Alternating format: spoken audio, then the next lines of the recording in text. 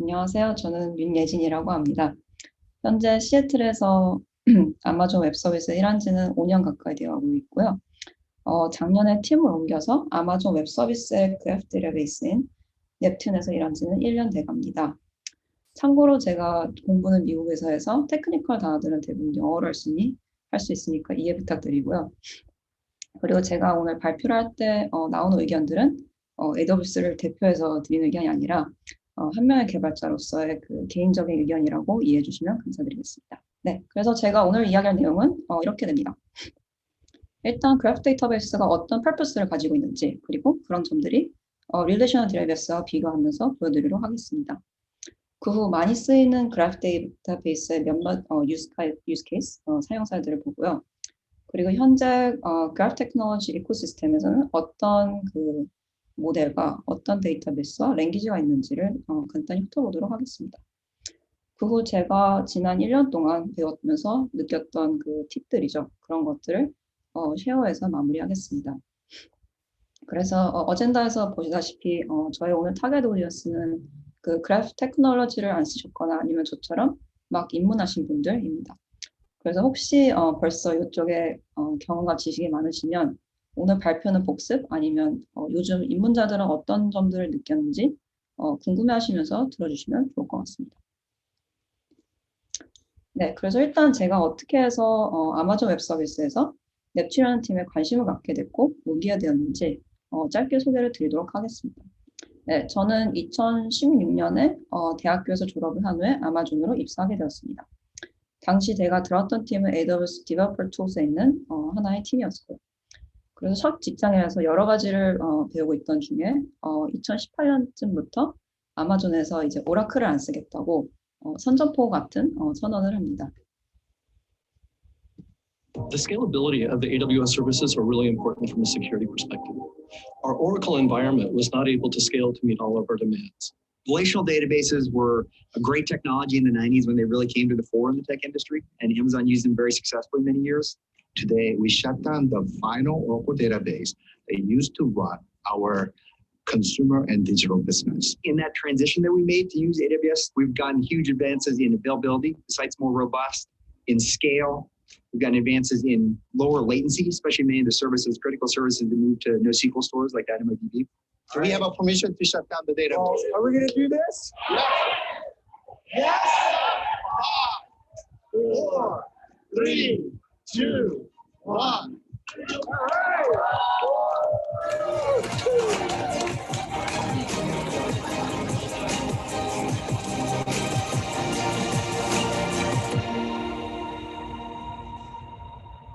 네, 참고로 이 팀에 나온 팀은 저희 팀은 아니고요. 그 리테일 쪽 그 섹션입니다. 그래서 비디오에서 중요한 포인트는 오라클 데이터베이스를 아마존이 옛날부터 여러 마이크로 서비스들이 쓰고 있었습니다. 하지만 아마존의 그 커스터머가 늘어나면서 그 트래픽도 늘어나면서 성장하면서 맞이하게 되는 그 오라클 스케일러빌리티의 문제, 그리고 오라클 그거의 라이선싱 피 등 여러 가지 이유로 이제 오라클 대신 AWS 자체 그 데이터를 쓰자는 그런 회사 안의 큰 캠페인이었습니다. 당시 제가 있었던 AWS Developer Tools 안에서도 저희 팀을 비롯한 여러 팀들이 오라클을 쓰고 있었는데요. 그래서 이 캠페인으로 인해서 팀 안과 밖으로 여러 가지 디스커션을 듣게 되면서 처음으로 이런 키워드에 집중을 하게 됩니다. The scalability of the 네, Purpose-Built Database. 네, Purpose-Built Database라는 텀은 그 AWS의 CTO이신 워너 버거스의 블로그 포스팅에서 제가 처음으로 접하게 됩니다. 비록 AWS가 이 키워드를 많이 쓰긴 하지만 그 외에 클라우드 프로바이더인 구글 클라우드 그리고 마이크로소프트 애주어에서도 여러 데이터베이스를 제공함으로써 이 키워드는 공통적으로 되게 중요합니다. 그래서 Purpose Built Database는 그 어렵게 얘기를 드리자면 너의 SLA, 즉 너와 그 고객과 약속한 서비스 레벨 어그리먼트와 그리고 너의 그 서비스가 갖고 있는 데이터의 성질을 이해를 한 다음에 그거에 맞는 데이터베이스를 고르라는 거였고요. 쉽게 얘기를 하자면 항상 릴레이셔널 모델만 쓰지 말라는 이야기라고 저는 그렇게 이해를 했습니다. 그래서 그때 저는 블록체인 기반인 QLDB, 많이 쓰이는 키밸류 스토어인 DynamoDB, DocumentDB, 그리고 엘라스틱캐시 등등 AWS가 제공한 여러 가지 데이터베이스를 접하게 되었고요. 그리고 대학교에서 배운 게 그 마이스쿨이 다였던 저에게는 꽤나 되게 새로운 영역이었습니다. 그래서 작년에 제가 맡은 일들이 어느 정도 마무리가 되었을 때 저는 그 많은 데이터베이스 중에서 넵튠 팀으로 옮기겠다고 결심하고 옮기게 됩니다. 그래서 purpose built 데이터베이스는 키워드를 얘기했으니 그러면 그래프 데이터베이스의 purpose가 뭐냐라는 것을 질문이 되게 굉장히 중요합니다. 그래서 제가 이제 목표 설명에서 간단한 데이터 쿼리하고 릴레이션 데이터베이스 비교하면서 설명을 할 건데요. 일단 그래프 데이터베이스가 뭔지 정의를 해보도록 하겠습니다. 그래프 데이터베이스는 그 그래프 스트럭처를 기반으로 둔 NoSQL 데이터베이스입니다. 그리고 그래프 스트럭처 안에는 저희가 익숙한 노드 엣지 그런 게 있고요. 그리고 밑에 보시면 그 그래프 데이터베이스가 쓰는 모델이 두 가지가 있는데 첫 번째는 Label Property Graph가 있고 그리고 두 번째는 RDF라 해서 Resource Description Framework의 약자입니다. 제가 RDF 두 번째 거는 나중에 더 설명을 드릴 거고요. 일단 첫 번째 Label Property Graph하고 그리고 그 그래프 모델에 쓰이는 유명한 그 쿼리 랭귀지 중에서 그래미라는 거 두 가지를 써서 이제 릴레이셔널 데이터베이스하고 비교를 해볼 겁니다. 그래서 일단 Label Property Graph가 무엇일까요? 이거를 이해하려면 단어 하나하나씩을 풀어서 이해하면 됩니다. 그래서 일단 Label Property Graph는 Directed Graph입니다. 그리고 그래프는 저희가 벌써 익숙한 데이터 스트럭처인데 결국은 그 set of vertex하고 edge입니다. 아니면 노드하고 릴레이션을 표현할 수도 있고요. 그래서 밑에 보시면 제가 example 하나를 던져놨는데요. 일단 ID1이 저라고 생각하시고 그리고 ID2가 저의 매니저라고 생각하면 그 사이에는 그 report to 그러니까 이렇게 보고하는 그런 릴레이션십을 그릴 수 있습니다. 그러면 그래프는 이해가 됐으니까 레이블이라는 그 단어에 집중을 해보도록 하겠습니다. 네, 레이블은 말 그대로 그 노드하고 엣지 그거의 하나의 뭘까요? 타입, 클래스 같은 것을 의미합니다. 그래서 저희가 보고 있는 노드들은 다 employee라는 그 타입이고요. 그리고 그 중간에 있던 릴레이션십은 report to 내가 매니저한테 보고를 한다. 이런 레이블을 붙일 수 있습니다. 그리고 마지막 키워드 property는 이런 거입니다. 그래서 그 노드와 엣지에 좀 더 메타데이터를 넣고 싶을 때 넣을 수 있는 키 밸류 스토어라고 생각하시면 됩니다. 그래서 여기서 노드 하나를 두고 얘기를 하자면 ID1은 저였죠. 그래서 그 property 테이블에 first name은 에린을 넣고요. 뭐 title은 developer다 이런 것을 저장을 할 수 있습니다. 네, 그래서 이제 지금 방금 보였던 이 example을 이제 MySQL도 한번 표현을 해보도록 하겠습니다. 그래서 왼쪽 편은 뭐 아까랑 똑같은 거고요.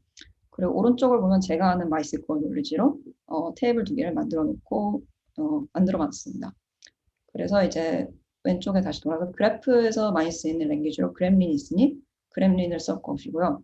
그리고 오른편에서는 뭐 저희가 익숙한 SQL 언어를 사용하도록 하겠습니다. 그래서 비교를 할 때 어떤 케이스를 비교할 거냐면 5가지의 케이스를 비교하려고 합니다. 네, 그리고 제가 이제 스포일러를 미리 드리자면 이 5가지를 워크드를 하면서 그래프 데이터베이스는 굉장히 스키마 플렉시블하고 그 트래버설, 즉 그 여러 가지의 그 엣지를 뛰어넘는 그런 쿼리에 강하다는 것을 알게 되실 겁니다. 일단 되게 쉬운 example을 하도록 하겠습니다. 네, search하고 aggregate 하는 쿼리이죠. 그래서 예를 들자면 첫 번째 질문으로는 에린, 즉 제가 누구한테 리포트를 하냐 이런 질문을 할 수 있고요. 아니면 반대로 저의 매니저 밥한테 리포트한 사람이 총 몇 명이 있냐 이런 질문을 할 수 있습니다. 그래서 아까 말씀드린 대로 이제 그램이랑 SQL하고 비교를 할 건데요. 일단 쉬운 SQL 먼저 보면 저희가 익숙한 대로 그냥 select from where를 써서 이렇게 찾으면 됩니다. ID 1과 2인 것을 사용해서. 그리고 반대로 그램린을 이제 살펴보도록 하겠습니다. 그 첫 번째 라인을 보시면 G.V1L이라는 게 있는데요. 예, G는 이제 뭐 그래프를 표현하는 하나의 오브젝트 생각하시면 되시고요. 그리고 V는 저희가 아는 vertex의 그 약자인 거죠. vertex를 표현합니다. 그리고 원 L을 써가지고 id가 원인 vertex, 즉 저 L인을 찾아라 이런 뜻입니다. 그리고 거기에 이어서 두 번째 그걸 보시면 out reports to라는 그 단어가 있습니다. 이것은 무엇이냐면 out은 말 그대로 outgoing adjacent vertex에서 그 L이나 vertex에서 밖으로 나가는 방향성 있는 그런 엣지를 찾고 그 끝에 있는 vertex를 모아 라는 뜻입니다. 그리고 아무 엣지가 아니라 reports to라는 레이블을 가진 엣지를 띄어라 이런 뜻입니다. 그래서 이거를 해서 이제 밥을 찾을 수 있습니다. 그리고 두 번째 케이스에서는 아까랑 비슷하게 GW2L을 씁니다. 그래서 밥을 먼저 찾습니다. 그 다음에 아까는 좀 다르게 out 대신 이번에는 in으로 합니다. 왜냐하면 저희는 이렇게 뒤로 가야 되니까요. 그래서 incoming adjacent vertices를 찾은 다음에 그 report to라는 레이블을 가진 그런 엣지의 끝에 있는 vertices 찾은 다음에 카운트를 하면 저는 그 답이 나옵니다. 그래서 지금까지 보면 둘 다 별로 차이가 없어 보입니다. 그냥 간단한 건 둘 다 할 수 있어서 굳이 그래프 데이터베이스를 써야 되나 약간의 의문점이 들죠. 그래서 이제 좀 더 다른 이제 두 번째 케이스로 가보도록 하겠습니다. 그래서 이번에는 이런 쿼리를 요구를 합니다. 에린이 그 매니저 밥한테 2020년부터 리포트를 하기 시작했다. 뭐 다르게 얘기하면 밥이 에린의 직속 상사가 2020년부터 되었다라는 정보를 애드를 해야 됩니다. 그럴 때 일단 오른쪽을 보시면 MySQL을 보시면 이럴 때는 일단 스키마 체인지가 필요합니다. 그래서 뭐 reports2라는 그 테이블을 만들어서 그러니까 엣지를 위한 테이블을 만들어서 저희가 맨 처음에 만들었던 기존의 테이블하고 foreign key constraint에서 연결시켜줘야 합니다. 그래야지 그 다음에 이제 insert to를 해서 이 정보를 세이브를 할 수 있고요. 그래서 반대로 이제 그램린을 보시면 아까 말씀드린 것 중에 키워드 3가지 있었는데 그 중에 하나였던 property, 그 key value store 그거를 사용하면 됩니다. 그래서 그림을 보시면 그냥 그 key value store에다가 since 2020를 넣으면 됩니다. 그래서 쿼리를 보면 일단 g.v has name Erin, 즉 Erin이라는 이름을 가진 vertex를 먼저 찾고 그 다음에 거기서 outgoing edge, 그 reports2라는 레이블을 가는 outgoing edge를 따라간 다음에 그리고 그 edge들을 2라는 variable 세이브를 하고 그 다음에 in v has name bob, 즉 그 outgoing의 끝에 밥이 있는 vertex, 그러니까 그 path를 찾아서 그 다음에 select e, 그래서 아까 세이브했던 것 그 e를 다시 셀렉트를 한 다음에 마지막에 property since 2020 해서 그 key value store에다가 이걸 넣으라 라고 표현을 한 것입니다. 그래서 보다시피 오른편에서는 뭔가 인서트를 하기 전에 벌써 스키마 체인지를 한번 했어야 되고요. 반대로 그래프 데이터베이스는 그런 스키마 체인지 없이 바로 쿼리를 이렇게 쓰면 됩니다. 그리고 만약에 또 이런 비슷한 요구가 옵니다. 이번에는 예진이가 에린이 더 이상 밥한테 리포트를 안 한다. 그러니까 불리한 밸류를 이제 넣어야 되는 거죠. true, false를. 그럴 때 MySQL은 다시 한번 그 컬럼을 추가를 해야 되고요.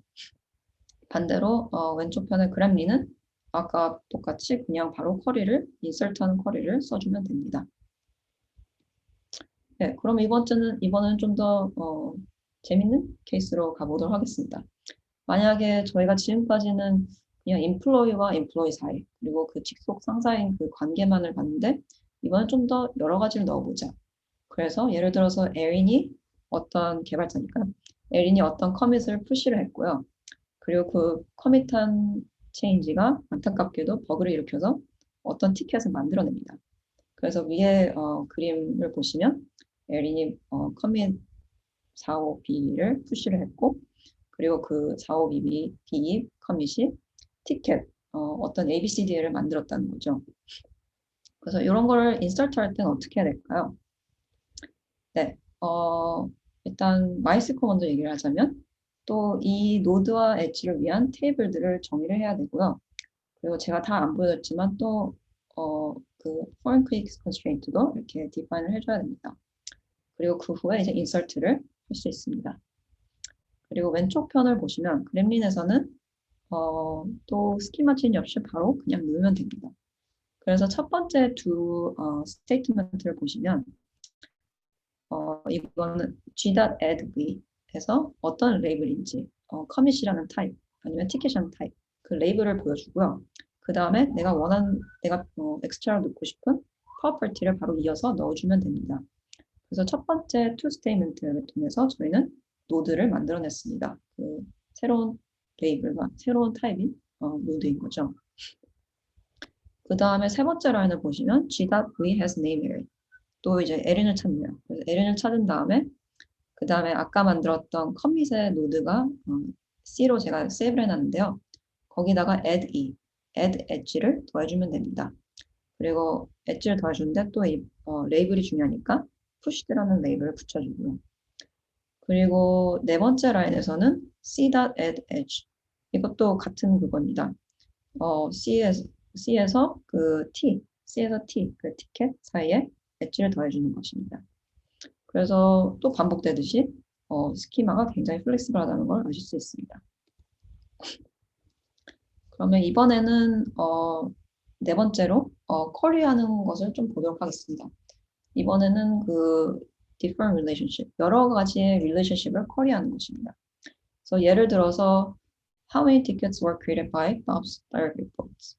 즉, 밥 밑에 있는 사람들이 푸시한 커밋을 통해서 생긴 티켓이 몇 개가 있냐? 뭐 이런 질문을 할 수 있겠죠. 그러면 일단 왼쪽 편 그램을 먼저 보시면 g.v has name 밥을 해서 밥을 먼저 찾습니다. 그 다음에 그 incoming edge로 해서 그것들의 vertex를 찾고요. 리포트하는 그 다음에 out을 해가지고 그 푸시했던 커밋들을 찾고 그 다음에 또 한 번 더 out을 해서 그 커밋들로 인한 티켓을 찾습니다. 그 다음에 뭐 반복되는 게 있을 수 있으니까 뒤집을 한 다음에 카운트를 해주면 됩니다. 그리고 오른편을 보시면 여러 가지 테이블들이 있었는데 그거를 다 이렇게 조인을 해줘야 됩니다. 그래서 뭐 하이어키하고 커밋하고 티켓 이런 걸 다 조인을 한 다음에 그 다음에 카운트와 디스팅 써서 숫자를 얻을 수 있습니다. 여기서 보다시피 일단 오른편 MySQL은 점점 조인 숫자가 늘어난다는 것을 볼 수 있습니다. 그리고 마지막으로 multiple hops. 이번에는 뭐 different relationship을 합하는 게 아니라 그냥 이제 employee와 직속 상관, 그 리포트라는 관계만 왔을 때 거기에서도 그냥 한두 번이 아니라 n번을 이제 합을 해낸다는 것을 물어봅니다. 그래서 예를 들어서 이런 질문을 할 수 있을 것 같습니다. 모든 employee, get all employees, their managers, and their hierarchy level. 즉, 모든 employee하고 그 employee가 누구한테 리포트를 하는지 그걸 보여주고 추가로, 이게 어려운 포인트인 거죠. 추가로 그 사람의 hierarchy level을 보여달라고 요구를 합니다. 그래서 제가 답을 미리 써놨는데요. 이 example에서의 답은 이렇습니다. 제프가 맨 꼭대기에 있으니까 레벨 1인 거고요. 그리고 이렇게 내려와서 저의 매니저였던 밥은 후한테 리포트를 해서 뭐 레벨 7이고 왜냐면 7층에 있으니까 레이어 7 그리고 그 밑에 저는 밥한테 리포트를 하고 제가 밥보다는 한 단계 더 미치니까 레벨 8이 됩니다. 그리고 저희 동료는 뭐 밥한테 리포트, 에린도 밥한테 리포트를 하고 똑같이 레벨 8이고요. 그래서 이거를 MySQL과 그러면서 어떻게 표현할까요? 네, MySQL은 자세하게 들어가지 않겠지만 Common Table Expression이라는 것을 씁니다. 이것은 말 그대로 Recursive Query라고 하는데요. 이걸 하나하나씩 설명하면 오래 걸리니까 네, 그냥 Recursive한 쿼리다 정도만 아시면 됩니다. 그리고 딱 보면 이게 읽는데 굉장히 오랜 시간도 걸리고요. 그리고 이제 그렘린을 보도록 하겠습니다. 그렘린을 보면 일단 제가 지금 두 가지 박스를 하는데 실제 쿼리는 첫 번째 박스 하나로 됩니다. 그래서 일단 MySQL과 비교했을 때 되게 간결하고요. 한번 읽어보도록 하겠습니다. 그래서 첫 번째 라인을 보시면 g.v has label employee 즉 employee라는 레이블을 갖고 있는 vertex를 찾고 그리고 두 번째는 where not out report to. 저희가 아는 그 out이 다시 나오는데요. 여기서는 반대입니다. not을 썼으니까 결국 그 employee들 중에서 그 outgoing edge가 없는 예를 찾으라는 뜻입니다. 결국 그 맨 꼭대기 있는 사람을 찾는 거죠. 그 다음에 세 번째가 repeat in report to.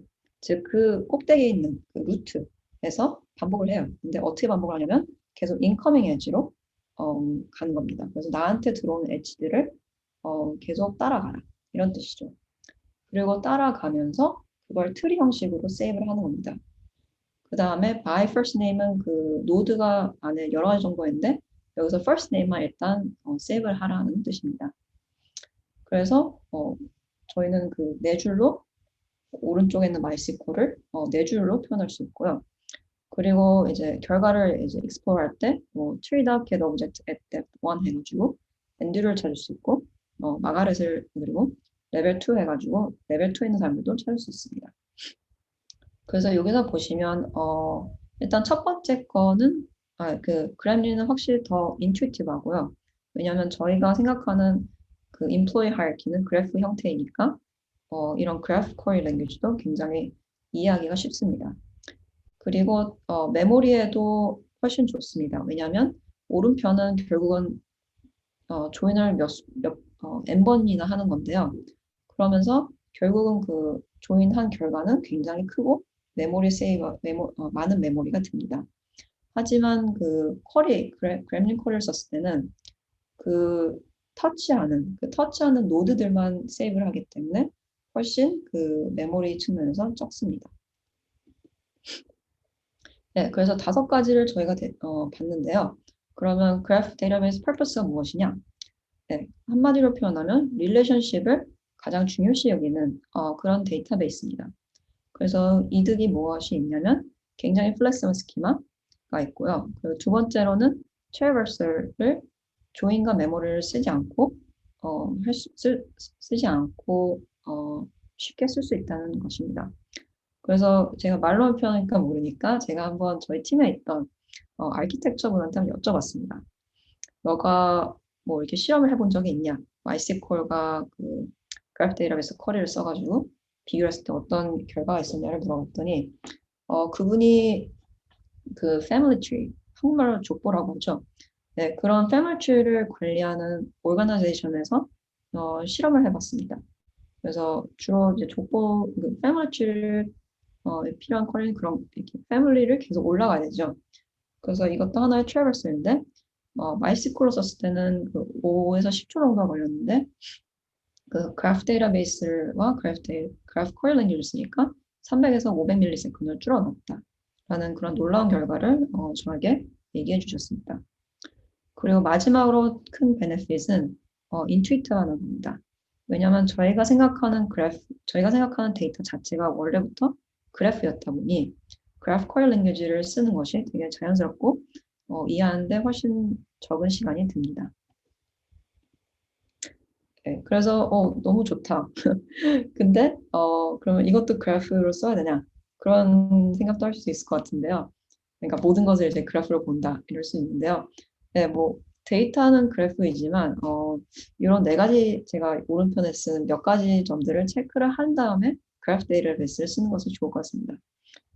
그래서 첫 번째로는 데이터가 굉장히 많은 millions of 아이템과 릴레이션십을 갖고 있던가, 아니면 두 번째로는 아이템 하나하나가 그 각각 스키마가 다르던가, 아니면 그러니까 아까 보여드렸던 프로퍼티처럼 키밸류, 그러니까 노드 타입마다 키밸류가 저장된 게 달랐습니다.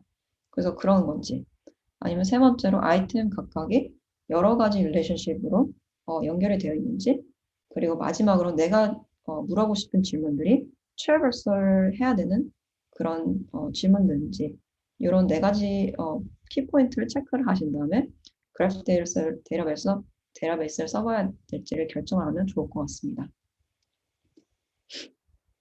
네, 그래서 이제 그래프 데이터베이스 좋다고 제가 막 자랑을 했는데요. 그러면 실제로 어떨 때 쓰이는지 한번 몇 가지 유즈 케이스를 짚어보도록 하겠습니다. 네, 제가 생각한 유즈 케이스는 대충 이렇게 4 use case가 있는 것 같은데요. 한번 하나씩 붙어보도록 하겠습니다.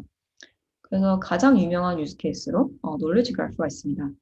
이거는 뭐 맨 오른편에 있는 그 그림처럼 그 구글에 치면 나오는 구글 knowledge graph, 그게 제일 유명한 그 knowledge graph인데요. 제가 생각하는 knowledge graph는 두 가지가 있는 것 같습니다. 첫 번째는 그 세멘틱 웹이라 해서 2000년대 초에 시작했던 하나의 그 컨셉이 있었는데요. 이 세멘틱 웹의 포인트는 무엇이었냐면 인터넷에 있는 데이터를 머신 리더블하게 만들자. 즉, 그러니까 즉 뭐라고 한국말로 잘 표현을 못하는데, 즉 이렇게 머신이 읽을 수 있는 그런 형태로 변형을 시켜놓자는 그런 뜻이었습니다. 그래서 요거의 예로는 중간에 있는 픽처를 보시면 되는데요. 이 위키피디아에 있는 데이터를 직접 쿼리를 할 수 있도록. 그래서 여기서 물어보는 질문은 뭐 아카데미 어워즈를 받았던 위너, 그 상을 받았던 분들을 그 이름과 그 시간을 표현하는 그런 쿼리를 해서 위키피디아에 있는 정보를 이렇게 쉽게 쿼리를 할 수 있습니다. 그리고 두 번째로는 데이터 인터퍼스 데이터 실로가 있는데요. 이것은 말 그대로 그 회사나 오르가나이제이션 안에 데이터들이 이렇게 흩어져 있습니다. 대부분. 그래서 이런 것을 다 하나의 그래프로 모으는, 그래서 그 더 좋은 인사이트를 얻을 수 있도록 할 수 있는 그런 knowledge graph를 뜻합니다. 그래서 좀 더 예를 더 드리자면 일단 AWS 넵튠을 쓰는 knowledge graph로는 알렉사가 있고요. 그래서 알렉사가 이런 걸 통해 이런 knowledge graph에서 question answering agent가 될 수 있습니다.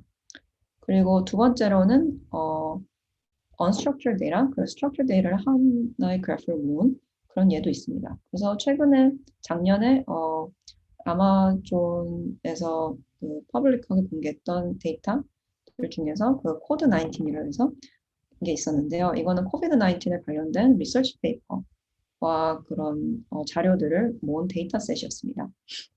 그래서 Deeper Insights라는 오르가나이제이션에서 이 다큐멘트로 이루어진 데이터셋을 갖고 AWS 넵튠으로 그런 이런 데이터셋을 가지고요. 일단 NLP를 적용을 시킨 다음에 키워드를 몇 가지를 뽑은 다음에 그것을 AWS 넵튠에 넣어서 설치를 할 수 있도록 합니다. 그래서 단순히 그런 이 키워드가 얼마나 많이 나오는지 이런 것만 보여주는 것이 아니라 거기다가 그 커뮤니티에 그 토픽들에서도 관련된 토픽들만 볼 수 있도록 관련된 토픽들만 이렇게 커뮤니티로 만드는 그런 그룹핑도 해가지고 그것을 웹사이트에 이렇게 공개를 했습니다. 네, 그리고 두 번째는 아이덴티티 그래프가 있습니다. 아이덴티티는 그래프는 이런 거죠. 그 하나의 커스터머 있으면 그 커스터머에 관련된 모든 정보를 한 그래프에 모아둔 것입니다. 그래서 영어로 표현하자면 a single unified view of customer라고 할 수 있고요. 그래서 어떤 정보들을 넣냐? 예를 들어서 interaction identifiers. 이거는 그 커스터머가 예를 들어서 아마존 같은 그런 리테일 웹사이트를 쓴다면 그 핸드폰 앱으로도 뭘 살 수 있고요. 아니면 웹사이트 직접까지 살 수 있고 여러 가지 라우트로 인터랙션을 할 수 있습니다. 그래서 그런 것을 이제 인터랙션 아이덴티파이어 하고요. 그 signals of intent라는 것도 있는데 이거는 이제 고객이 무엇을 사고 싶어서 설치를 했던가 아니면 장바구니에 넣었던가 이런 것을 뜻합니다. 그리고 이런 정보들을 knowledge graph에 넣으면 어떻게 쓸 수 있냐면 이런 것을 보고 이 오디언스, 이 커스터머는 이런 그룹이다라고 이렇게 세그멘테이션도 할 수 있습니다. 그래서 AWS 넵튠을 써서 아이덴티티 그래프를 만든 회사가 두 가지를 제가 찾았는데요. 첫 번째는 NBC 유니버설에서 하나의 유명한 브로드캐스팅 유니버설 그 컴퍼니이고요. 그리고 두 번째는 그 Call of Duty, 액티비전 블리자드라는 게임 회사에서 Call of Duty를 에 있는 유저 한 명 한 명을 그 아이덴티티 그래프로 스토어하고 있다는 것을 제가 찾았습니다. 네, 그리고 세 번째로는 fraud detection인데요. 한국말 표현하면 사기이겠죠.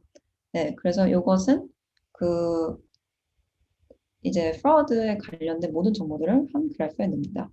예를 들어서 크레딧 카드 사용 한 것, 그리고 그 사람들도 넣고요. 그 이메일 어드레스 아니면 IP 어드레스 같은 것을 다 한가운데 넣어서 쿼리를 할 수 있습니다. 그래서 예를 들자면 만약에 어떤 레스토랑 그 리뷰하는 웨브사이트가 있는데 우버이츠나 뭐 배민이 있겠죠.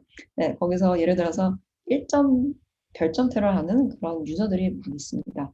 그래서 그래프 데이터베이스를 써서 이런 퀘스천 물어볼 수 있겠죠. 그 1점테러 하는 여러 유저들이 쓰는 IP 어드레스에서 커먼한 IP 어드레스가 있냐? 네, 이런 걸 물어볼 수 있겠습니다. 그래서 이러한 그 멀티플 합 트래버스하는 쿼리를 통해서 그 프로드 하려는 그룹들을 좀 더 쉽게 찾고 필요한 정보들을 얻을 수 있습니다. 그리고 마지막으로는 여기 오늘 오신 분들이 제일 관심 있을 것 같은 케이스인데요. 일단 저희가 마지막 3개 케이스를 보면 대부분 일단 있는 데이터에서 내가 쿼리를 막 해가지고 인사이트를 찾는 경우였습니다. 하지만 그렇다면 이런 인사이트를 오토매티컬리 저절로 알 수 있으면 얼마나 좋을까요? 그래서 최근에 그 그래프 뉴럴 네트워크가 많이 관심을 받으면서 이런 질문들도 이제 할 수 있게 되었습니다. 그래서 3가지 제가 한번 이그젬플을 찾아봤는데요. 일단 첫 번째는 노드 클래시피케이션, 즉 첫 번째와 두 번째는 노드 클래시피케이션하고 노드 리그레션이 있고요.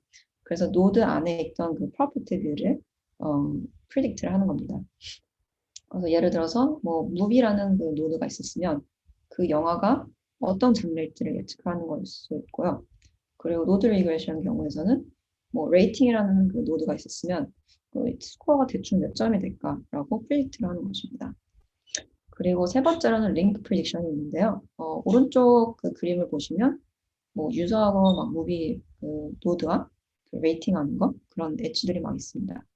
그래서 이 맨 밑에 있는 유저가 과연 그 오른편 맨 끝에 있는 그 하나라는 무비를 볼까 안 볼까, 레이팅을 할까 말까라는 것을 프리딕트하는 것을 링크 프리딕션이라고 합니다. 그래서 네,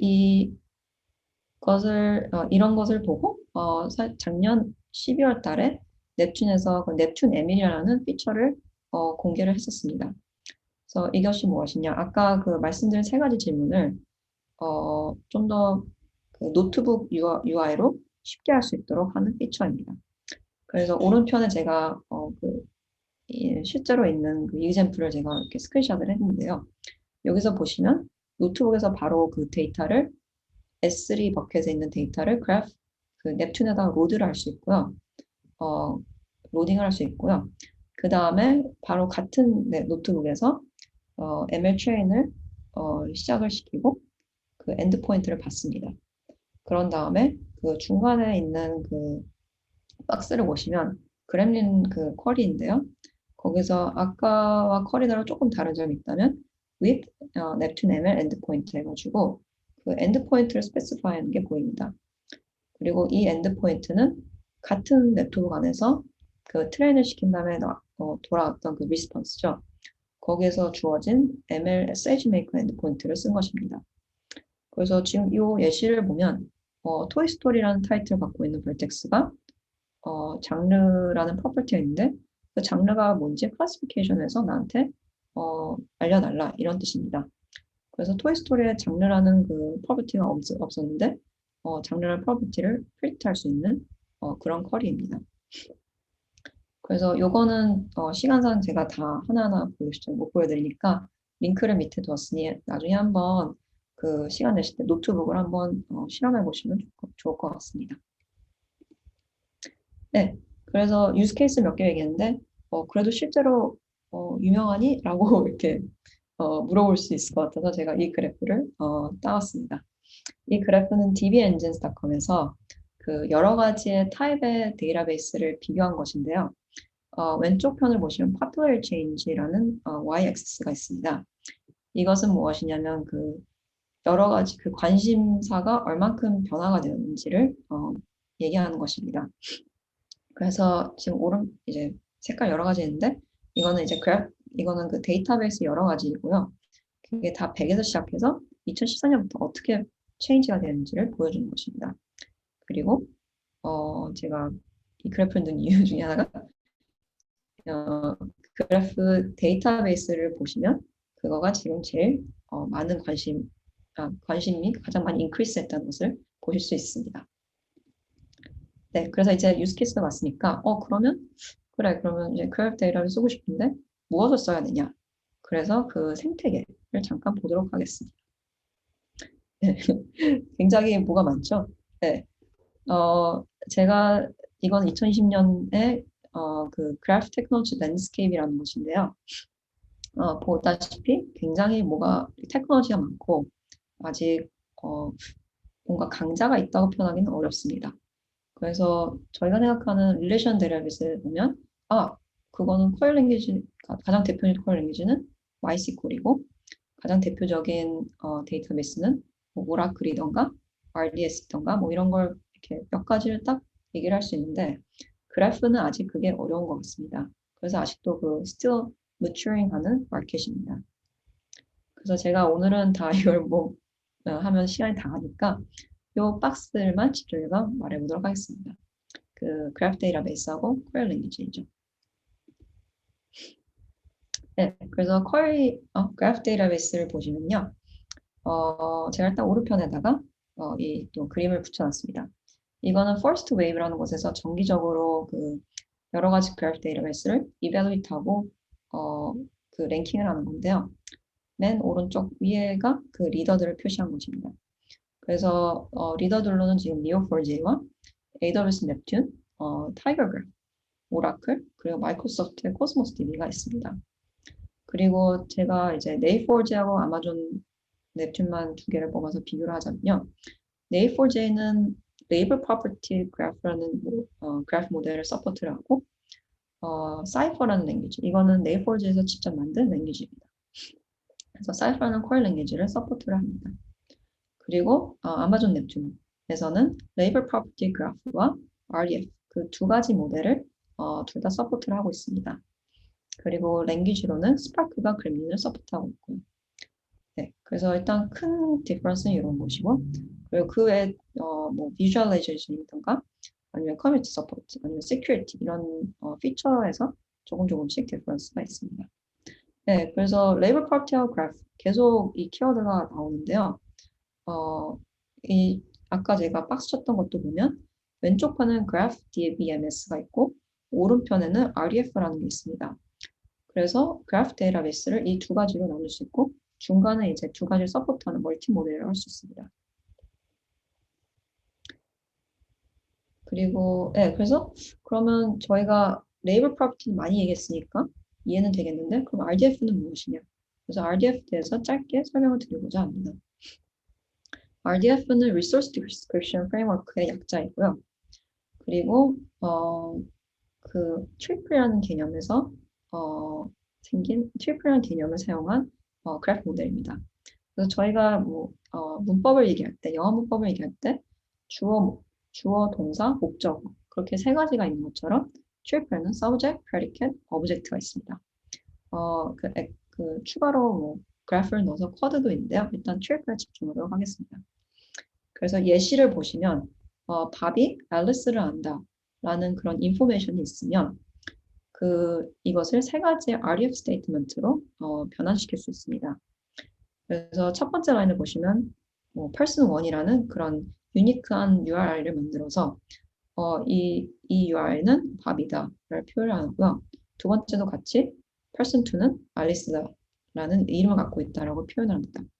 그리고 마지막에 이제 저희가 생각하는 인포메이션, 즉 person 1은 person 2를 안다라는 그런 것을 표현을 했습니다. 그래서 이것을 보시면 트리플 RDF는 굉장히 하나하나를 다 표현하는 되게 리더한 표현법이다라고 생각을 하시면 됩니다.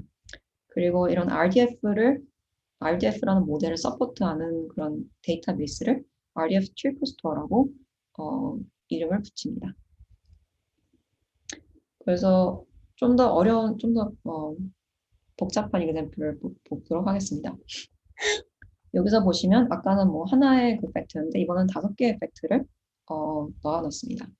그래서 밥이 포드를 모르고, 포드는 차고, 뭐 포드는 뭐 디트로이트라는 시티에서 만졌고 등등이 있습니다.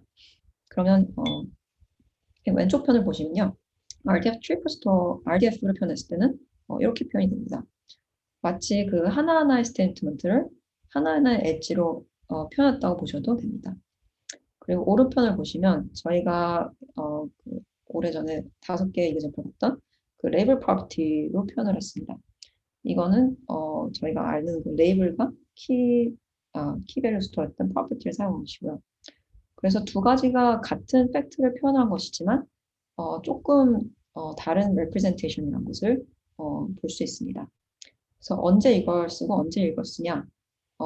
제가 알기로는 이렇습니다. 일단 오른편 레이블 프로퍼티 그래프는 저희가 그래밍 쿼리를 통해서 봤던 것처럼 트래버스를 할 때 굉장히 유용합니다. 그리고 왼쪽 편 RDF는 새로운 그 new relationship을 infer할 때 도움이 됩니다. 그래서 예를 들자면 Bob drives Ford 그리고 Bob drives a Ford라는 팩트를 알고 있고 Ford is a car라는 Ford는 차라는 팩트를 저희가 알고 있습니다. 그러면 RDF에서는 그러면 밥이 칼을 몬다. Bob drives a car라는 그런 또 새로운 릴레이션십을 인포할 수 있습니다. 네, 그래서 저희가 이제 그 그래프 데이터베이스에 쓰이는 두 가지 모델을 봤는데요. RDF와 레이블 프로퍼티 그래프였죠. 그래서 이거에 따라서 그 쿼리 랭귀지도 어떤 쿼리 랭귀지 쓸지가 정해집니다. 그래서 RDF를 쓴다면 스파클이라는 언어를 쓰고요. 그리고 레이블 프로퍼티 그래프를 쓰면 Neo4j 사이퍼, 아까 말씀드린 그 Neo4j라는 컴퓨터에서 만든 사이퍼, 아니면 그램린, 저희가 이그샘플로 봤던 그램린, 이 두 가지를 쓸 수 있습니다. 그리고 이제 언어를 얘기를 하면 항상 이런 질문을 하시는데요. 그러면 GraphQL은 무엇이냐? 네, GraphQL은 그래프 데이터베이스에 쓰이는 언어는 아닙니다. 대신 REST API에서 좀 더 플렉시블 할 수 있게 쿼리를 할 수 있기 때문에 네, 그런 겁니다. 그래서 제가 생각하는 그래프 쿼리 랭귀지라고 하기는 좀 어려운 것 같습니다. 네, 그래서 이제 제가 충분히 설득을 잘 해드렸다면 어떻게 시작을 하면 되냐? 네, 제가 일단 느꼈던 점들은 이 정도입니다. 일단 태블러 데이터, 뭐 테이블 같은 데이터는 캐글 같은 데 가면 굉장히 많은데요. 반대로 그래프 데이터는 좀 찾기가 어렵습니다. 예를 들어서 스파크 엔드포인트 이런 걸 찾아서 쿼리를 바로 하고 싶은데 말이죠. 그래서 이런 건 조금 어렵고요. 그리고 그램린은 굉장히 비기너 프렌들리했고요. 그래서 제가 오늘 프레젠테이션 쓴 이유 중에 하나입니다. 그리고 스파클이라고 RDF에 쓰는 그 랭귀지는 그것도 좋은 랭귀지이지만 좀 어려운 점이 있다면 그 다큐멘테이션이 굉장히 어렵습니다. 제가 느끼기엔. 그리고 네 번째로는 만약에 쿼리 퍼포먼스에 대해 관심이 많으시다면 SQL의 널리지를 버리지는 않으셨으면 좋겠습니다. 왜냐하면 그래프 데이터베이스도 결국은 데이터베이스이기 때문에 그 안에 인덱스도 있고요. 그래프만에 그래프 데이터베이스만 인덱스도 있고 스캔도 하고 뭐 조인도 합니다. 그래서 SQL 널리지는 뭐 이제 이러지는 않으셨으면 좋겠습니다. 그리고 제가 이 몇 가지 링크를 드렸는데요. 뭐 랭귀지를 배우고 싶으면 이런 링크들 쓰시고 뭐 넵튠 클라우드 포메이션 템플릿 써서 이그샘플로 뭐 아이덴티 그래프를 내가 빨리 만들어 보고 싶다. 뭐 이런 걸 원하신다면 이런 걸 체크아웃 하시면 좋을 것 같습니다. 이거는 제가 나중에 어떻게 해서 파워포인트를 쉐어하도록 하겠습니다. 네, 그래서 오늘 배운 거를 간단한 서머리를 하자면 일단 그래프 데이터베이스는 highly connected 데이터를 그런 데이터를 다룰 때 굉장히 유용하고요. 그리고 유스 케이스로는 아이덴티 그래프, 노이즈 그래프 것들이 있고요. 그리고 아직 마켓에 하나의 강자가 있다 표현하기는 좀 어렵습니다. 아직 very competitive한 마켓입니다. 그리고 저희가 두 가지 모델을 배웠고요. RDF와 Label Property Graph. 그리고 완전히 비기너 프렌들리 하진 않지만 그래도 그 간결하게 표현할 수 있는 그 그래프 쿼리로 간결하게 표현을 했을 때 굉장히 뿌듯함을 느끼게 됩니다. 그래서 오늘은 여기까지 제가 마련했고요. 업스테이지 분들하고 업스테이지의 김성훈 대표님께 이런 자리를 빌려서 감사하다는 말씀 드리겠습니다. 네. 그럼 여기서 저는 마치도록. 그리고 저희 팀이 하이어하고 있으니까 만약에 관심 있거나 하시면 이 링크도 체크해 주시기 바랍니다. 네. 네, 오늘 너무 감사드립니다. 예, 오늘 정말 차분하고 자세하게 예진님께서 설명을 잘 해주셔서 저는 이제 그 세미나 하기 전에 저 나름대로 한 질문을 한 7가지 정도 만들어 봤었는데 이미 뭐 많은 부분들을 다 커버를 해주셔가지고 예, 정말 자세하게 설명을 잘 해주셔서 감사합니다. 지금 이제 채팅창에 질문들이 지금 많이 올라와 있는데요. 질문을 제가 읽어 드릴까요? 아니면은 어떻게, 아마 이게 지금 많아서 제가 읽어 드리는 게 나을 것 같네요. 그 성호님께서 버텍스의 엣지가 굉장히 많은 경우에도 이 엣지들을 조회하는데 RDB에 비해 성능상의 이점이 있는지 여쭤봤네요. 그 한 매니저에게 다이렉트 리포트하는 수만 명인 예를 들어서 그런 경우에는 어떤 성능의 이점이 있는지 이런 질문인 것 같습니다. 그러니까 그런 거죠. 그 N 개가 많았을 때 말씀하시는 거죠. 예, 그렇죠. 예. 이거 굉장히 좋은 질문인데 혹시 제가 요거는 익스페리먼트 한 적이 없었는데 제 이메일로 혹시 이거를 보내주시면 제가 나중에 팔로우업 하도록 하겠습니다. 이거에 대해서 네, 굉장히 좋습니다. 좋은 질문이에요. 네. 그리고 매더 파크 KH 분이 다양한 관계를 엣지로 정의하다 보면 어떤 관계가 적용되어 있는지, 어떤 관계들이 있는지 또 총체적으로 관리하기 어려울 것 같은데 이는 어떻게 관리되는지요? 라는 질문이 있었습니다. 저도 이제 요것과 비슷하게 아까 이게 쿼리 랭귀지를 보니까 이제 너무 자유롭다 보니까 오히려 이렇게 쿼리가 엄청 복잡하게 느껴진, 이렇게 계속 물고 이렇게 연결이 되어 있어서 그런 부분이 이거 어떻게 디버깅을 하지? 그리고 또 다양하게 베리에이션도 있을 것 같고 이걸 어떻게 옵티마이제이션 할 건지 여러 가지 궁금한 질문들이 생기더라고요. 요 질문과 비슷하게. 네.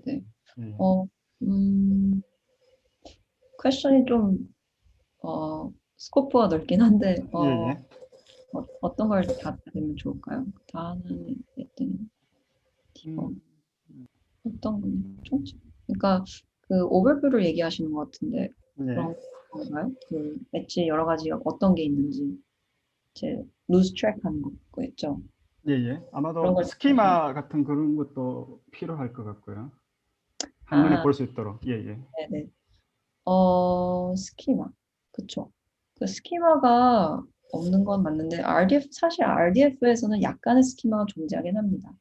예를 들어서 되게 기본적인 관계들이 있잖아요. 내가 보여드린 friend of friend 어디 갔지? 여기서 보시면 여기서 제가 회사에 설명하는데 friend of friend라는 이런 스키마가 이게 그 기본 프레디케이션 생각하시면 됩니다.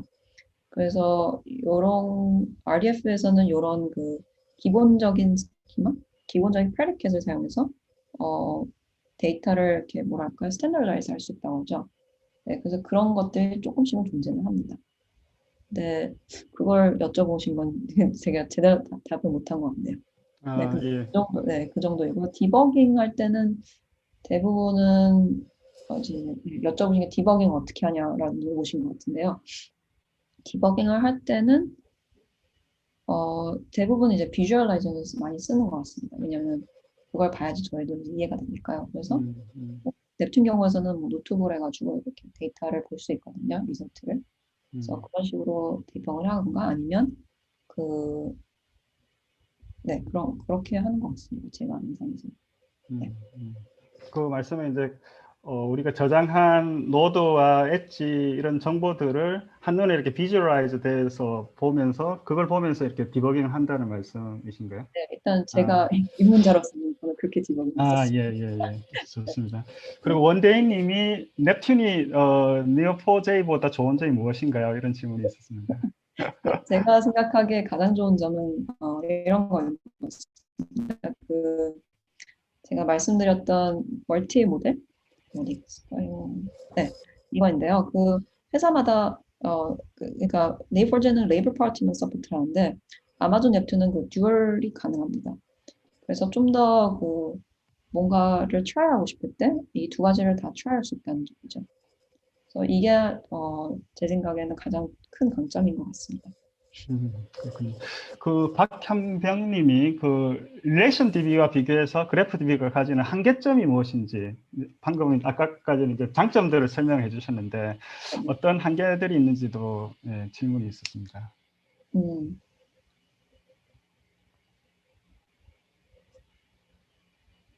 글쎄요, 제가 생각하기에는 그래프 DB를 저 이제 입문자니까 네, 아마도 답이 있을 것 같은데 제가 생각하는 거에서는 그래프 DB를 굳이 안 써야 때 썼을 때에 그 문제가 된다고 생각을 합니다. 그래서 뭐 벌써 스키마가 정해져 있는데 그래프 DB를 써가지고 할 필요는 없거든요. 그래서 그러니까 쉽게 답을 드리자면 제가 아는 한계점은 아직 잘 모르겠고요. 대신 그 그래프 DB를 쓰지 말아야 할 경우에 썼을 때 그런 불필요한 그런 거는 정도밖에 생각이 안 납니다. 근데 혹시 박현병님도 저 이메일 여기다 보내주시면 제가 좀 더 공부를 해서 팔로우를 해드리도록 하겠습니다. 예, 감사합니다. 저희들이 이제 그 영상이나 아마 발표 자료는 그 업스테이지 그 페이스북에 저희들이 다 공유를 나중에 하도록 하고, 지금 팔로우 해주신다는 그것도 그쪽에 다 저희들이 올리도록 하겠습니다. 그 성호님께서 또 질문해 주셨는데 아마존 웹툰은 특정 오픈 소스를 커스터마이즈해서 발전시킨 것인지 아니면 아마존에서 새로 만든 것인지 질문을 하셨습니다. 개발 그걸 말씀하신 거죠? 예. 네, 다 얘기는 못 드리겠지만 그렇죠. 네, 다는 제가 할 수 있는 얘기 드릴 수 있는 거 한 가지만 있다면 제가 전에 이 테이블 보여드렸는데요. 여기서 블레이즈 그래프라는 것은 저희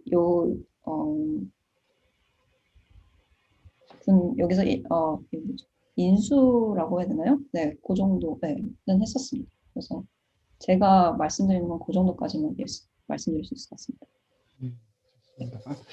그리고 김경남님께서 릴레이션십에서는 별도로 속성을 지정할 수 있는지. 제가 한국말이 좀 약해서 속성이 무엇인가요? 그러니까 노드와 릴레이션 엣지 자체의 프로퍼티를 더 넣을 수 있는지 궁금합니다. 네, 가능합니다. 그림을 보여드리자면 네, 요거가 그 경우였겠죠. 네, 엣지에다가 그 프로퍼티 있는 경우입니다. 그리고 김영진님께서 그래프DB가 갖는 유연함에 인해서 노드나 엣지의 속성이 계속 확장될 수 있다는 것이 오히려 DB 사용자의 확정성의 한계가 되는 경우가 있을까요? 예를 들어서 만든 사람이 아니면 그래프에 대해서 한눈에 이해하기 어려워 보일 수 있지 않을까 생각이 듭니다. 그리고 예를 들어서 RDB의 경우 ERD를 통해서 관계를 요약해 보는 것처럼 그래프DB의 여러 관계 레이어들을 쉽게 볼 수 있는 뷰가 있을까요? 라는 질문이 있습니다. 아마도 이제 릴레이션 DB 같은 경우에는 이렇게 스키마가 딱 이렇게 정형화된 것들을 볼 수 있는데 그래프 같은 경우에는 너무나 노드나 이런 관계들이 아주 복잡하게 만들어지면은 그것들을 어떻게 잘 관리할 수 있는지 이런 것들에 대한 의문인 것 같아요. 그렇죠. 그러니까 그래프 모델을 어떻게 만들었는지를 기억하는 약간 이런 거겠네요. 네, 그거는 저도 답을 잘 모르겠는데 그래프로 어떻게 모델링을 해야 되는지, 그러니까 어떤 것을 엣지로 만들고 어떤 것을 노드로 만들어야 되는지에 관한 가이드가 있는 것으로 알고는 있습니다. 그래서 그런 것을 팔로우를 했다면 네, 일단 어떤 그래프 형태를 그렸는지를 자신이 아키텍처를 했다면 알 것 같습니다. 그거에 대한 가이드도 사실은 링크가 있는데 네, 마지막 슬라이드에 제가 넣어놓긴 했었어요. 어떤 것이 노드로 해야 되고 어떤 것을 엣지로 표현해야 되는지. 네, 그럼, 여기서 말씀하신 건 좀 더 네, 뷰를 얘기를 하시는 것 같은데 예, 예. 이것도 제가 아직은 네, 좋은 질문인데 제가 나중에 연락을 주시면 팔로우를 하도록 하겠습니다. 예, 좋습니다. 그리고 제이윤님께서 이제 속도 관련해서 이제 여쭤본 것 같은데요. 그 커넥티드 되어 있는 in relationship 데이터들에 대해서 트래버스하여 리트라이브 하는데 빠르겠지만 not chosen correct relationship이나 데이터가 너무 많아 트리가 너무 깊고 스파르스한 경우에 속도 문제가 있지 않을까요? 라는 질문이 있었습니다. 아, 네, 그 그래프의 스트럭처에 따라서 쿼리의 속도를 여쭤보시는 것 같은데요. 예, 예. 네, 네. 네, 제가 알기로는 그 어떤 search 알고리즘을 쓰냐, 그리고 그 아까 전에 얘기했던 말씀처럼 그 노드에서 나가는 그 엣지들이 몇 개인에 따라서 그, 그 속도도 이렇게 달라진다는 것은 달라진다는 것을 알고 있습니다. 그래서 문제가 없다고 얘기할 수는 없는 것 같고요. 근데 제가 그 기억은 정확히 안 납니다. 어떤 알고리즘 쓰면 좀 더 느려지는지. 네. 그래서 이거는 네, 문제가 없다고 할 수는 없다고 문제가 있다고 저는 생각을 합니다. 어느 근데 그 n이 너무 많던가 이런 경우에는. 네. 좋습니다. 그 레인박님과 강민서님이 이제 질문은 그래프 DB에 적용한 기업 사례를 어떻게 찾아볼 수 있는지, 그리고 또 혹시나 그래프 DB 솔루션을 가지고 있는 한국 기업을 아시는 곳이 있는지 질문이 있었습니다. 네, 그래프DB 솔루션을 가진 회사들은 제가 답할 수 있는 건 아닌 것 같고요. 예, 예. 네, 그리고 기업 사례는 제가 네, 그 기업 사례들은 제가 오늘 찾은 것들은 다 AWS 블로그에 올린 그런 퍼블릭한 정보들이라서 네, AWS 넵튠 블로그를 치시면 금방 찾아볼 수도 있습니다. 그 외에 뭐 니오4j 이런 거는 저도 잘 모르겠습니다. 예, 예. 그 성리우님께서 현업에서 넵튠을 OLPT 용도로 주로 사용하는지 아니면 OLAP로 사용되는지 질문했습니다. 네. 넵튠은 OLTP이고요. 그 올랩을 생각하신다면 그래프 데이터베이스 아닌 그래프 프로세싱 엔진을 생각하시는 것 같아서 그거는 이제 그런 경우는 아파치 팅커팝하고 네, 아까 슬라이드에 있었는데 제가 오늘은 설명을 안 드렸지만 그 그래프 프로세싱 여기서 네, 엔진이 그 올랍이라고 알고 있습니다. 그래서 이거를 체크하시면 될 것 같습니다. 네, 네. 김동성님께서 네오포즈와 비교해서 모델 체인지 이포트를 비교한다면은 그런 질문이 있었네요. 네, 모델 체인지 에퍼트가 무엇일까요? 니오포즈. 그러니까 그래프가 아닌 거에서 뭐 그래프로 바뀐다는 뜻인 건가요? 제가 이거는 조금 네, 아마 두 가지가 있을 것 같은데 그래프를 말씀하신 대로 그래프가 아닌 게 그래프 바꾸는 거나 그래프 자체에서 또 그래프 다른 모델을 변경하는 것들이 있을 것 같네요. 네네.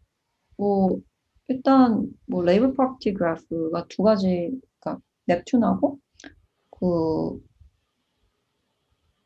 니오4j에서 서포트하는 레이블 프로퍼티 그래프로 옮기는 거는 차이가 없을까 생각을 하고요. 그리고 그 레이블 프로퍼티에서 RDF로 바뀌는 경우에는 사실 저는 들어본 적이 없습니다. 대부분 제가 들었을 때는 그 하나를 킵하고 가는 걸로 알고 있습니다. 그래서 네, 그래서 잘 모르겠습니다. 그 RDF에서 레이블 프로퍼티를 간 경우는 제가. 근데 니오4j와 비교했을 때 레이블 프로퍼티 가는 거는 모델 자체가 같으니까 차이가 없다고 생각합니다. 네, 좋습니다. 그리고 김윤경님께서 모든 것을 그래프 DB로 처리하기에는 한계가 있을 것 같은데 멀티 DB를 통합적으로 사용할 수 있는 방법은 없을까요? 라는 질문을 하셨네요. 아마도 이제 그래프 DB와 RDB와 뭐 이런 여러 가지 다양한 DB를 통합적으로 사용할 수 있는 방법에 대해서 질문인 것 같습니다.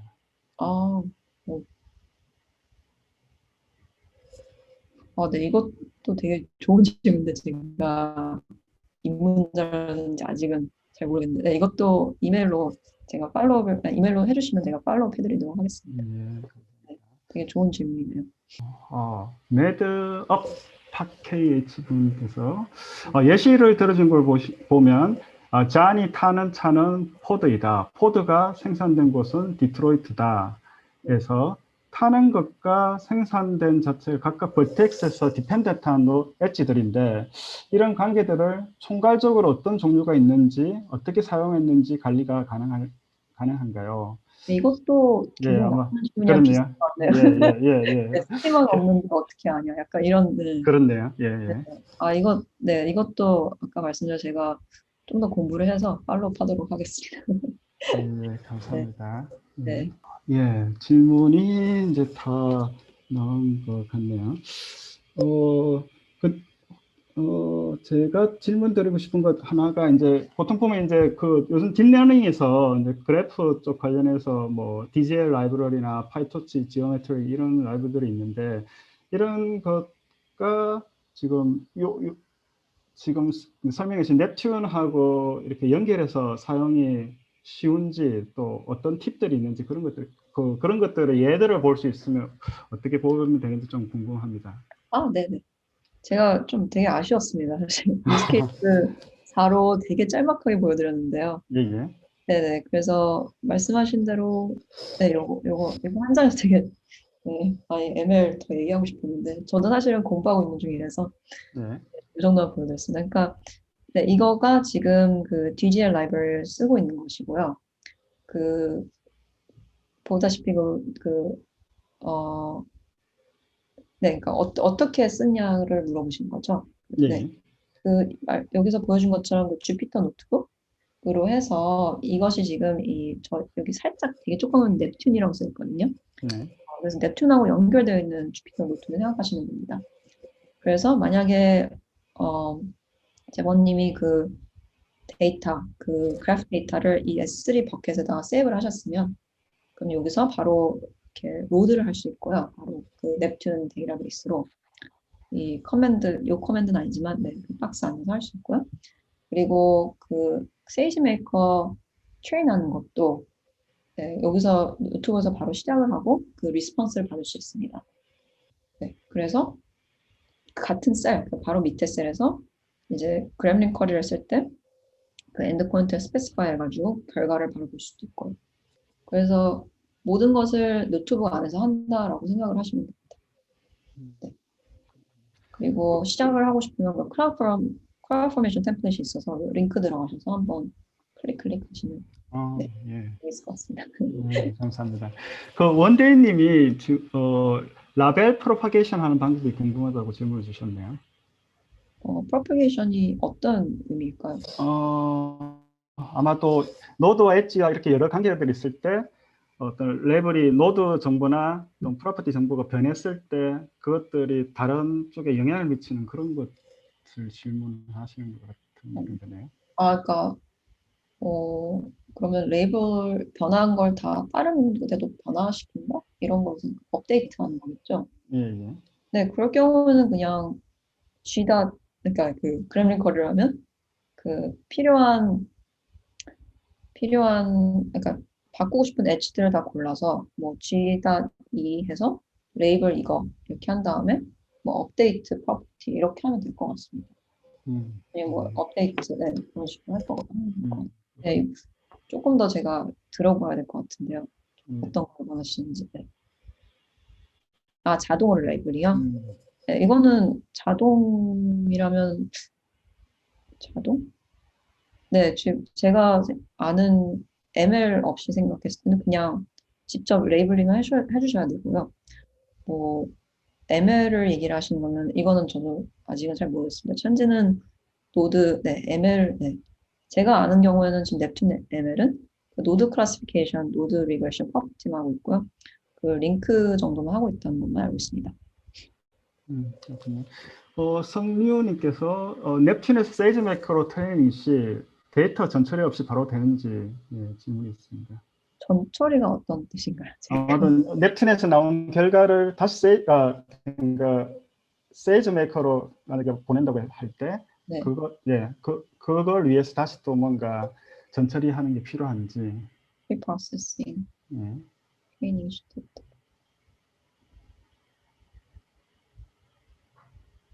아, 포맷을 맞춘다거나 뭐. 예, 예. 그런 건가요? 그 데이터가 벌써 엣지하고 노드의 데이터가 있으면 그거를 한 번 더 바꿔야 되는 건데 왜 바꿔야 하는지가 제가 약간 이해가 안 가는데. 아마도 요 각각의 그 세즈매크 예를 들어서 세즈매크에 돌아가는 뭐 DGL이나 뭐 DGL에서 저희들 그것에 맞춰서 뭔가 해야 되는데. 예, 포맷을 맞추는 예. 네. 제가 알기로는 그냥 그 그래프 데이터를 해서 음. 모드를 한 다음에 그 어떤 거 트레이닝할지 얘기를 하고 하는 걸로 아는데 네, 이거는 네, 그 블로그 포스트를 보시면 알 수 있을 것 같습니다. 네, 감사합니다. 그리고 성민호님께서 타 그래프 데이터베이스에서 순환 관계라든가 A, B, CA 관계 데이터 분산되어 병렬로 저장될 경우 A 노드에 대해서 동시에 락을 요청해 병목이 되는 경우가 있었는데 혹시 관계 데이터를 병렬로 밀어넣는 좋은 패턴 같은 게 있을까요? 병렬이 로우인가요? 컬럼인가요? 네, 제가 여기서 한국말의 갭이 느껴지네요. 순환 관계가 뭐고 병렬을 제가 잘 몰라서 로우인지 컬럼인지 락 병목? 예. 지금 좋습니다. 그러면 지금 시간이 좀 많이 된 것 같아서 저희가 지금 요 올라오는 질문들은 다시 제가 예비님한테 그 메일을 보내어서 다시 확인해서 예진님께 보내서 확인해서 처리를 질문을 드리고 다시 답변을 한번 취합을 해서 올리는 걸로 하시죠.